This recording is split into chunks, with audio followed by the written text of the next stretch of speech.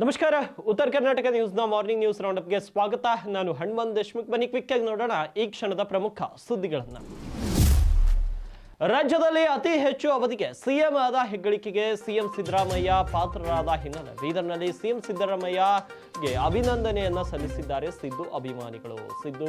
CM Siddaramaiah ಅವರ 6 ಅಡಿ cutout ಹಿಡಿದು ಮೆರವಣಿಗೆಯನ್ನ ಮಾಡಿದ್ದಾರೆ. ಅಂಬೇಡ್ಕರ್ ವೃತ್ತದಿಂದ ಬಸವೇಶ್ವರ ವೃತ್ತ, ಭುವನೇಶ್ವರ ವೃತ್ತ, ಭಗತ್ ಸಿಂಗ್ ವೃತ್ತದವರೆಗೆ ಬೃಹತ್ ಮೆರವಣಿಗೆ ಜರುಗಿದೆ. ಅಂಬೇಡ್ಕರ್ ವೃತ್ತ, ಬಸವೇಶ್ವರ ವೃತ್ತಗಳಲ್ಲಿ ಪಟಾಕಿ ಸಿಡಿಸಿ ಸಂಭ್ರಮಿಸಿದ್ದಾರೆ ಅಭಿಮಾನಿಗಳು. ಅಹಿಂದ ನಾಯಕ ಸಿಎಂ ಸಿದ್ದು ಅಂತ ಘೋಷಣೆ ಕೂಗಿ ಸಂತಸವನ್ನ ವ್ಯಕ್ತಪಡಿಸಿದ್ದಾರೆ.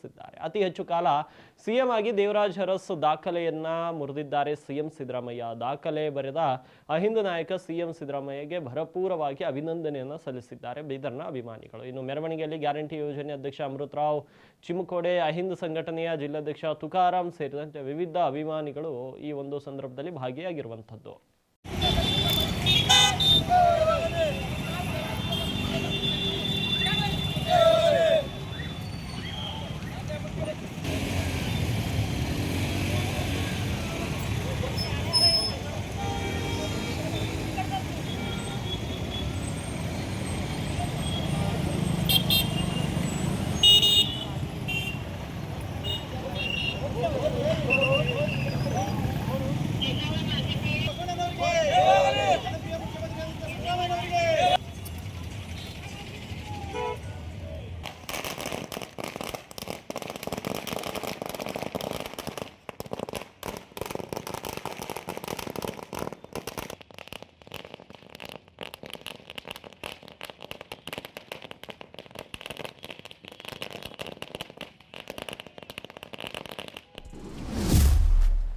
ಬೀದರ್ ಜಿಲ್ಲೆಯ ಹಿರಿಯ ಪತ್ರಕರ್ತ ನಾಗಶೆಟ್ಟಿ ಧರ್ಮಪುರೆ ತೀವ್ರ ಹೃದಯಘಾತದಿಂದಾಗಿ ನಿನ್ನೆ ಸಂಜೆ ನಿಧನ ಹೊಂದಿದ್ದಾರೆ. ತಮ್ಮ 56ನೇ ವಯಸ್ಸಿನಲ್ಲಿಯೂ ಕೂಡ 16ರ ಯುವಕನಂತೆ ಸದಾ ಕ್ರಿಯಾಶೀಲರಾಗಿ ಸದಾ ಮುಗುಳು ನಗುತ್ತಾ ಪತ್ರಿಕಾ ರಂಗದಲ್ಲಿ ಸೇವೆ ಸಲ್ಲಿಸುತ್ತಾ ಬಂದಿದ್ರು. ಕಳೆದ 35 ವರ್ಷಗಳಿಂದ ಪತ್ರಿಕಾ ರಂಗಕ್ಕೆ ಅಪಾರವಾದ ಸೇವೆ ಸಲ್ಲಿಸಿದ ನಾಗಶೆಟ್ಟಿ ಧರ್ಮಪುರಿ ಅವರು ಕ್ರಾಂತಿ ಭೂಮಿ, ಶರಣ ಭೂಮಿ ಪತ್ರಿಕೆಯ ಸಂಪಾದಕರಾಗಿ ಜಿಲ್ಲೆಯ ಜ್ವಲಂತ ಸಮಸ್ಯೆಗಳಿಗೆ ಧ್ವನಿಯಾಗುತ್ತಾ ಬಂದಿದ್ರು. ಮೂಲತಃ ಹತ್ತಿರದ ತೆಲಂಗಾಣ ರಾಜ್ಯದ ಗಡಿ ಗ್ರಾಮ ರತ್ನಾಪುರ ನಿವಾಸಿಯಾದ ಧರ್ಮಪುರಿ ಅವರು ಕನ್ನಡದ ಬಗ್ಗೆ, ಕನ್ನಡ ನಾಡಿನ ಬಗ್ಗೆ ಅಪಾರವಾದ ಕಾಳಜಿ, ಕಳಕಳಿಯನ್ನು ಹೊಂದಿದ್ರು. ಅವರ ಈ ಒಂದು ಅಗಲಿಕೆ ಬೀದರ್ ಜಿಲ್ಲಾ ಪತ್ರಿಕಾ ರಂಗಕ್ಕೆ ತುಂಬಲಾಗದ ನಷ್ಟ ಎಂದಿದ್ದರೂ ತಪ್ಪಾಗಲಾರದು. ಇನ್ನು ಮೃತರ ಅಂತ್ಯಕ್ರಿಯೆಯು ಇಂದು ಜರುಗಲಿದೆ. ಬೀದರ್ ಜಿಲ್ಲೆಯ 10ನೇ ತರಗತಿ ವಿದ್ಯಾರ್ಥಿಗಳಿಗೆ ಇಲ್ಲಿದೆ ಒಂದು ಸುವರ್ಣಾವಕಾಶ. ಬೀದರ್ ನಗರದ ಪ್ರತಿಷ್ಠಿತ ಸಾಯಿ ಸ್ಫೂರ್ತಿ PU ಕಾಲೇಜ್ ಪ್ರತಿಭಾವಂತ ವಿದ್ಯಾರ್ಥಿಗಳನ್ನು ಗುರುತಿಸಿ ಪ್ರೋತ್ಸಾಹಿಸಲು ಸಾಯಿ ಸ್ಫೂರ್ತಿ ಟ್ಯಾಲೆಂಟ್ ಸರ್ಚ್ ಎಕ್ಸಾಮಿನೇಷನ್ ಎನ್ನೋ ಬೃಹತ್ ವಿದ್ಯಾರ್ಥಿ ವೇತನ ಪ್ರವೇಶ ಪರೀಕ್ಷೆಯನ್ನ ಆಯೋಜಿಸಿದೆ. ಈ ಪರೀಕ್ಷೆ ಮೂಲಕ ಒಟ್ಟು 1.25 ಕೋಟಿ ರೂಪಾಯಿ ಮೌಲ್ಯದ ವಿದ್ಯಾರ್ಥಿ ವೇತನವನ್ನ ನೀಡಲಾಗ್ತಾ ಇದೆ. ವಿಜ್ಞಾನ ವಿಭಾಗದಲ್ಲಿ ಪ್ರಥಮ ಸ್ಥಾನ ಪಡೆಯುವ ವಿದ್ಯಾರ್ಥಿಗೆ ಅತ್ಯಾಧುನಿಕ ಲ್ಯಾಪ್ಟಾಪ್, ದ್ವಿತೀಯ ಸ್ಥಾನದ 2 ವಿದ್ಯಾರ್ಥಿಗಳಿಗೆ ಟ್ಯಾಬ್ ಹಾಗೂ ತೃತೀಯ ಸ್ಥಾನ ಪಡೆಯುವ 5 ವಿದ್ಯಾರ್ಥಿಗಳಿಗೆ ಸ್ಮಾರ್ಟ್ ವಾಚ್ ಬಹುಮಾನವಾಗಿ ನೀಡಲಾಗುವುದು. ಅದೇ ರೀತಿ ವಾಣಿಜ್ಯ ವಿಭಾಗದಲ್ಲಿ ಮೊದಲನೇ ಸ್ಥಾನ ಗಳಿಸುವ ವಿದ್ಯಾರ್ಥಿಗೆ ಟ್ಯಾಬ್, ದ್ವಿತೀಯ ಸ್ಥಾನದ 3 ವಿದ್ಯಾರ್ಥಿಗಳಿಗೆ ಸ್ಮಾರ್ಟ್ ವಾಚ್ ಹಾಗೂ ತೃತೀಯ ಸ್ಥಾನದ 5 ವಿದ್ಯಾರ್ಥಿಗಳಿಗೆ ಕ್ಯಾಲ್ಕುಲೇಟರ್ಗಳನ್ನು ಉಡುಗೊರೆಯಾಗಿ ನೀಡಲಾಗುತ್ತೆ. ಈ ಪರೀಕ್ಷೆಯು ಬರುವ ಜನವರಿ 11, 2026ರಂದು ಭಾನುವಾರ ನಡೆಯಲಿದ್ದು ಒಟ್ಟು 3 ಹಂತಗಳಲ್ಲಿ ಫೇಸ್ 1, ಫೇಸ್ 2, ಫೇಸ್ 3 ವಿಭಾಗಗಳಲ್ಲಿ ಪರೀಕ್ಷೆ ಜರುಗಲಿದೆ. ಬೆಳಗ್ಗೆ 10 ಗಂಟೆಯಿಂದ ಸಂಜೆ 4 ಗಂಟೆವರೆಗೆ ವಿವಿಧ ಅವಧಿಗಳಲ್ಲಿ ಜರುಗಲಿದೆ. ಇನ್ನು ಪರೀಕ್ಷೆಗೆ ಹಾಜರಾಗುವ ಪ್ರತಿಯೊಬ್ಬ ವಿದ್ಯಾರ್ಥಿಗೂ ಕಾಲೇಜಿನ ವತಿಯಿಂದ ಉಚಿತವಾಗಿ ಎಕ್ಸಾಮ್ ಪ್ಯಾಡ್ ಹಾಗೂ ಪೆನ್ಗಳನ್ನು ನೀಡಲಾಗುತ್ತೆ. ಆಸಕ್ತ ವಿದ್ಯಾರ್ಥಿಗಳು ಹೆಚ್ಚಿನ ಮಾಹಿತಿಗಾಗಿ ಅಥವಾ ನೋಂದಣಿಗಾಗಿ ಕುಂಬರವಾಡ ಕ್ರಾಸ್ ಬಳಿ ಇರುವಂತಹ ಕಾಲೇಜ್ಗೆ ಭೇಟಿ ನೀಡಬಹುದು ಅಥವಾ 9986416706 ಮೊಬೈಲ್ ಸಂಖ್ಯೆಗೆ ಕರೆ ಮಾಡಬಹುದು ಅಂತ ಕಾಲೇಜಿನ ಮುಖ್ಯಸ್ಥರು ತಿಳಿಸಿದ್ದಾರೆ. 2025-26ನೇ ಸಾಲಿನ 10ನೇ ತರಗತಿಯಲ್ಲಿ ಓದುತ್ತಿರುವ ಎಲ್ಲ ವಿದ್ಯಾರ್ಥಿ ಮಿತ್ರರಿಗೂ ಹಾಗೂ ಪಾಲಕ ಬಾಂಧವರಿಗೆ ನಮಸ್ಕಾರ. ಇದೇ ತಿಂಗಳು ಅಂದ್ರೆ 11ನೇ ಜನವರಿ 2026ರಂದು ಸಾಯಿ ಸ್ಫೂರ್ತಿ ಪದವಿ ಪೂರ್ವ ಕಾಲೇಜಿನಲ್ಲಿ ಸಾಯಿ ಸ್ಫೂರ್ತಿ ಟ್ಯಾಲೆಂಟ್ ಸರ್ಚ್ ಸ್ಕಾಲರ್ಶಿಪ್ ಎಕ್ಸಾಮಿನೇಷನ್ ಅನ್ನ ನಡೆಸಲಾಗುತ್ತಿದೆ. ಈ ಒಂದು ಪರೀಕ್ಷೆಯು ವಿಜ್ಞಾನ ಹಾಗೂ ವಾಣಿಜ್ಯ ವಿಭಾಗಗಳಿಗೆ ಪ್ರತ್ಯೇಕವಾಗಿ ನಡೆಸಲಿದ್ದು, ವಿಜ್ಞಾನ ವಿಭಾಗದಲ್ಲಿ ಮೊದಲ ಸ್ಥಾನ ಪಡೆದ ವಿದ್ಯಾರ್ಥಿಗೆ ಒಂದು ಲ್ಯಾಪ್ಟಾಪ್, 2ನೇ ಸ್ಥಾನ ಪಡೆದ 2 ವಿದ್ಯಾರ್ಥಿಗಳಿಗೆ ತಲಾ ಒಂದು ಟ್ಯಾಬ್ ಹಾಗೂ 3ನೇ ಸ್ಥಾನ ಪಡೆದ 5 ವಿದ್ಯಾರ್ಥಿ ವಿದ್ಯಾರ್ಥಿಗಳಿಗೆ ತಲಾ ಒಂದು ಸ್ಮಾರ್ಟ್ ವಾಚ್, ಅದೇ ರೀತಿ ವಾಣಿಜ್ಯ ವಿಭಾಗದ ಮೊದಲ ಸ್ಥಾನ ಪಡೆದ ವಿದ್ಯಾರ್ಥಿಗೆ ಒಂದು ಟ್ಯಾಬ್, ಎರಡನೇ ಸ್ಥಾನ ಪಡೆದ 2 ವಿದ್ಯಾರ್ಥಿಗಳಿಗೆ ತಲಾ ಒಂದು ಸ್ಮಾರ್ಟ್ ವಾಚ್ ಹಾಗೂ ಮೂರನೇ ಸ್ಥಾನ ಪಡೆದ 5 ವಿದ್ಯಾರ್ಥಿಗಳಿಗೆ ತಲಾ ಒಂದು ಕ್ಯಾಲ್ಕುಲೇಟರ್ ಅನ್ನ ಬಹುಮಾನದ ರೂಪದಲ್ಲಿ ಕೊಡಲಾಗುವುದು. ವಿಶೇಷವಾಗಿ ಮೊದಲ 20 ರ್ಯಾಂಕ್ ಪಡೆದ ವಿದ್ಯಾರ್ಥಿಗಳಿಗೆ ಸಾಯಿ ಸ್ಫೂರ್ತಿ ಪದವಿ ಪೂರ್ವ ಕಾಲೇಜಿನಲ್ಲಿ ಉಚಿತ ಶಿಕ್ಷಣ ಒದಗಿಸಲಾಗುವುದು. ನಂತರದ 30 ವಿದ್ಯಾರ್ಥಿಗಳಿಗೆ 50% ಶುಲ್ಕದಲ್ಲಿ ರಿಯಾಯಿತಿ ಹಾಗೂ 50 ವಿದ್ಯಾರ್ಥಿಗಳಿಗೆ 25% ಶುಲ್ಕದಲ್ಲಿ ರಿಯಾಯಿತಿ ಕೊಡಲಾಗುವುದು. ಈ ಪ್ರವೇಶ ಪರೀಕ್ಷೆಗೆ ಹಾಜರಾಗುವ ವಿದ್ಯಾರ್ಥಿಗಳು ಯಾವುದೇ ರೀತಿಯ ಪರೀಕ್ಷೆಗೆ ಬೇಕಾಗುವ ಸಾಮಗ್ರಿಗಳನ್ನ ತರುವ ಅವಶ್ಯಕತೆ ಇರುವುದಿಲ್ಲ. ಸಾಯಿ ಸ್ಫೂರ್ತಿ ಪದವಿ ಪೂರ್ವ ಕಾಲೇಜಿನ ವತಿಯಿಂದ ಪರೀಕ್ಷೆಗೆ ಬೇಕಾಗುವ ಪ್ಯಾಡ್ ಹಾಗೂ ಪೆನ್ ಅನ್ನ ಉಚಿತವಾಗಿ ಒದಗಿಸಲಾಗುವುದು. 10ನೇ ತರಗತಿಯಲ್ಲಿ ಓದುತ್ತಿರುವ ಎಲ್ಲ ವಿದ್ಯಾರ್ಥಿಗಳು ಹೆಚ್ಚಿನ ಸಂಖ್ಯೆಯಲ್ಲಿ ಈ ಒಂದು ಅವಕಾಶದ ಸದುಪಯೋಗ ಪಡೆದುಕೊಳ್ಳಬೇಕಾಗಿ ಎಲ್ಲರಲ್ಲಿ ವಿನಂತಿ. ನಮಸ್ಕಾರ.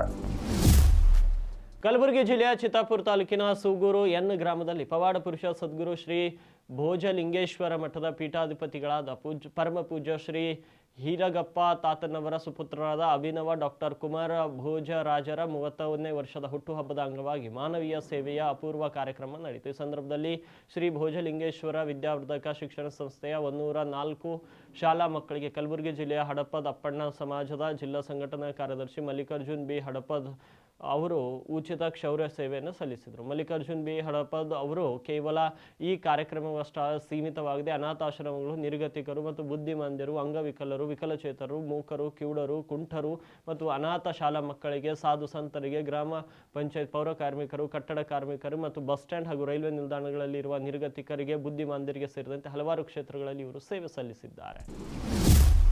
ಭಕ್ತಿ ಭಾವ, ಸಾಹಿತ್ಯ ಹಾಗೂ ಆಧ್ಯಾತ್ಮಿಕ ಮೌಲ್ಯಗಳನ್ನು ಒಳಗೊಂಡ ಜಗನ್ಮಾತೆ ಅಕ್ಕ ಮಹಾದೇವಿ ಚಲನಚಿತ್ರಕ್ಕೆ ಚಿತ್ರಮಂದಿರಗಳಲ್ಲಿ ಭಾರೀ ರೆಸ್ಪಾನ್ಸ್ ವ್ಯಕ್ತವಾಗಿದೆ. ಭಾಲ್ಕಿಯಲ್ಲಿ ಚಿತ್ರವನ್ನು ವೀಕ್ಷಿಸಿದ ವೀಕ್ಷಕರು ತಮ್ಮ ಮೆಚ್ಚುಗೆ ವ್ಯಕ್ತಪಡಿಸಿ ಇದು ಮನಸ್ಸಿಗೆ ತಟ್ಟುವಂಥ ಭಕ್ತಿಪರ ಚಿತ್ರವಾಗಿದೆ ಅಂತ ಅಭಿಪ್ರಾಯಪಟ್ಟಿದ್ದಾರೆ. BJ ವಿಷ್ಣುಕಾಂತ್ ಅವರ ನಿರ್ದೇಶನದಲ್ಲಿ ಮೂಡಿಬಂದಿರುವಂಥ ಈ ಚಿತ್ರದಲ್ಲಿ ನಟಿ ಸುರಕ್ಷಾ ಖೈರಾ ಅವರು ಅಕ್ಕ ಮಹಾದೇವಿ ಪಾತ್ರವನ್ನು ಅತ್ಯಂತ ಅರ್ಥಪೂರ್ಣವಾಗಿ ನಿರ್ವಹಿಸಿದ್ದಾರೆ. ಅವರ ಅಭಿನಯದಲ್ಲಿ ಭಕ್ತಿ, ತ್ಯಾಗ ಮತ್ತು ವೈರಾಗ್ಯದ ಭಾವನೆಗಳು ಸ್ಪಷ್ಟವಾಗಿ ಬಂದಿದ್ದು ವೀಕ್ಷಕರ ಮನಗೆದ್ದಿವೆ ಎಂದರು. ಇನ್ನು ಚಿತ್ರದ ಕಥಾವಸ್ತು, ಸಂಭಾಷಣೆ, ಸಂಗೀತ ಹಾಗೂ ದೃಶ್ಯಾವಳಿಗಳು ಅಕ್ಕ ಮಹಾದೇವಿಯ ಜೀವನ ತತ್ವವನ್ನು ಸಮರ್ಥವಾಗಿ ಪ್ರತಿಬಿಂಬಿಸುತ್ತದೆ ಅಂತ ವೀಕ್ಷಕರು ತಿಳಿಸಿದ್ದಾರೆ. ನೋಡಿದ್ರೆ ಕಥೆನೂ ಸರಿಯಾಗಿತ್ತು, ಪಾತ್ರಧಾರಿಗಳೆಲ್ಲ ಚೆನ್ನಾಗಿ ಭಾಗವಹಿಸಿದ್ರು, ಒಳಗೆಲ್ಲ ಚೆನ್ನಾಗಿ ನರ್ತನೆ ಎಲ್ಲ ಮಾಡಿದ್ರು.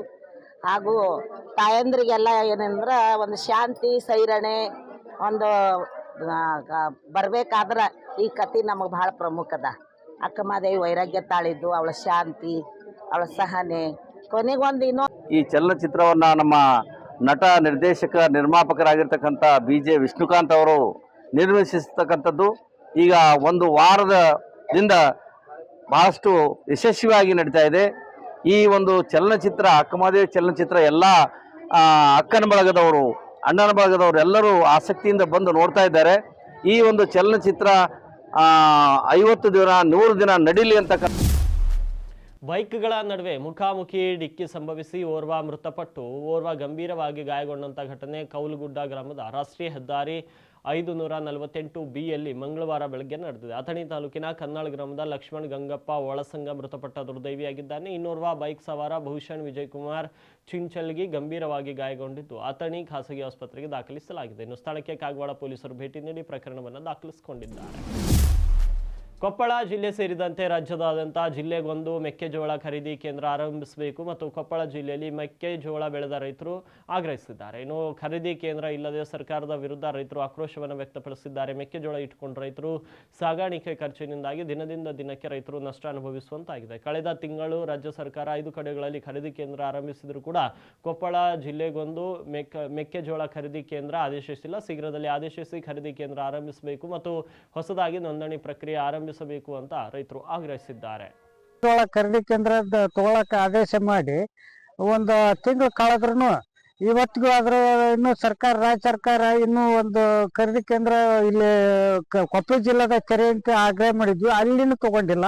ಆಮೇಲೆ ಇವತ್ತು ಧಾರವಾಡದಾಗ ಮಾಡಿದ್ರು, ಧಾರವಾಡದಾಗ ಅಂದ್ರೆ 50 ಕ್ವಿಂಟಲ್ ಸರ್ಕಾರ, ರಾಜ್ಯ ಸರ್ಕಾರ ಆದೇಶ ಮಾಡೈತಿ ತಗೊಳಕ. ಅಲ್ಲಿ ತಗೊಂತಾರ, ಏನಾಗತ್ತೆ ಅಂದ್ರೆ 20 ಕ್ವಿಂಟಲ್ ಅಷ್ಟ ತಗೊಳಕತ್ತಾರ. ಒಂದೇದು. ಎರಡನೇದಾಗಿ ಮತ್ತೆ ಏನೈತಿ, ನೋಂದಣಿ ಮಾಡ್ಕೊಂಡು ರೈತರು ಅಲ್ಲಿ ಏನಾರು ಮೆಕ್ಕೆಜೋಳ ಕೊಡಕ್ ಹೋದ್ರೆ 20 ಕ್ವಿಂಟಲ್ ಅಷ್ಟ ಖರೀದಿ ತಗೊಳಕತ್ತಾರ. 2 kg ಕಡ್ತ ಮಾಡಕತ್ತಾರ.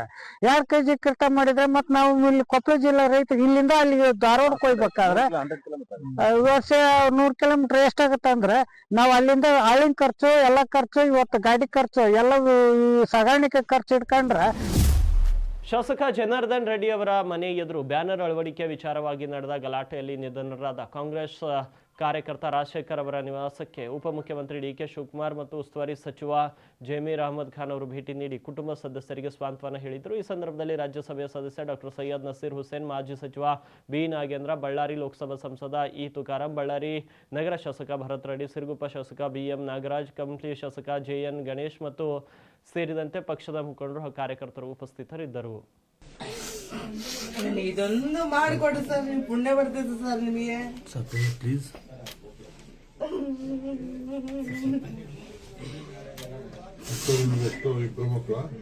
ಸರ್, ನಿಮ್ಗೆ ಇಬ್ರು ಗಂಡು ಮಕ್ಕಳು ಇಬ್ರು ಹೆಣ್ಮಕ್ಳು ಸರ್.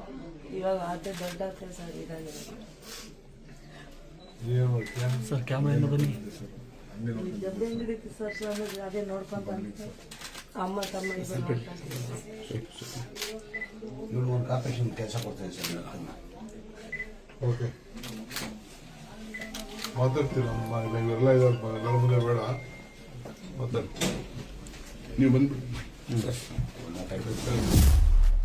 ಲೋಕಾಯುಕ್ತ ನ್ಯಾಯಾಧೀಶರಾದ ಬಿಎಸ್ ಪಾಟೀಲ್ ಅವರು ಇಂದು ಯಾದಗಿರಿ ಜಿಲ್ಲಾಡಳಿತ ಭವನದಲ್ಲಿರುವ ವಿವಿಧ ಕಚೇರಿಗಳಿಗೆ ಭೇಟಿ ನೀಡಿ ಅಲ್ಲಿನ ವ್ಯವಸ್ಥೆ ಬಗ್ಗೆ ಅಧಿಕಾರಿಗಳಿಗೆ ಪ್ರಶ್ನಿಸಿದರು.